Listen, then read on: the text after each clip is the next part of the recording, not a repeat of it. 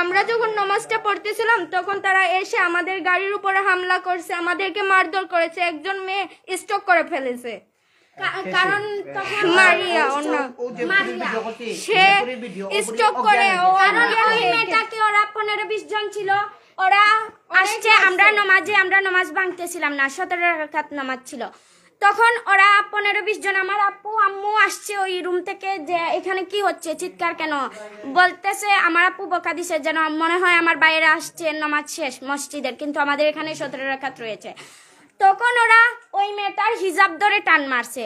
ওই মেয়েটা বলছে কে, বলে এরকম তাকাইছে, ওরকম ধরে থাপড়াইতেছে আর কি সেন্সলেস করে, ওদের বুদ্ধিটা ছিল সেন্সলেস করে। হ্যাঁ, চাকুটা তো পরে দেখাইছে, সেন্সলেস করছে।